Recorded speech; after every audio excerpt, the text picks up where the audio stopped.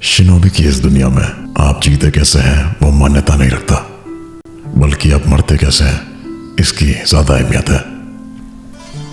एक शिनोबी का जीवन इससे मापा जाता है कि वो अपनी मृत्यु से पहले क्या हासिल करता है। और अगर पीछे मुड़कर देखूं तो मेरे जीवन में असफलताओं के अलावा और कुछ नहीं है। सुनाते को अपने दिल की बात न बता पाना, अपने दोस्त को रोकने में असमर्थ रहना और अपने शिष्य और गुरु की रक्षा ना कर पाना। होकागे के महान कर्मों से अपनी तुलना करूं तो मेरे कर्म तो कुछ भी नहीं। मेरे दिमाग में बस एक ही चीज चलती है कि काश मैं भी एक होकागे की तरह मर पाता।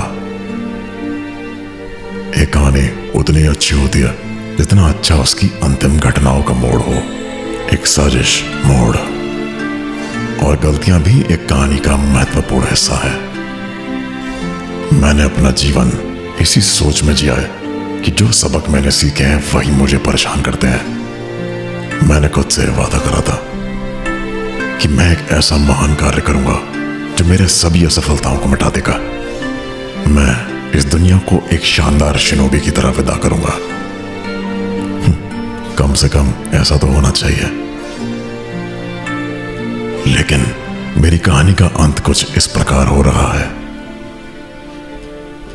मेरे गुरु ने भविष्यवाणी करी थी कि क्रांति का मार्गदर्शन करने वाला मैं ही बनूंगा। एक ऐसा शिनोबी जो दुनिया में या तो शांति लाएगा या विनाश। मैंने सोचा था कि मैं पेन को हराकर और अकात्सुकी को रोककर दुनिया को तबाही से बचाऊंगा, लेकिन अंत में मैं उसमें भी असफल रहा। तरस आता है, कितने दुख की बात है कि जिराया द गैलेंट की कहानी का अंतिम मोड़ ऐसा हो रहा है। यह कहानी कितनी व्यर्थ निकली। चाहे कितनी भी बाधाएं आए, पर अपने रास्ते से मत भटकना।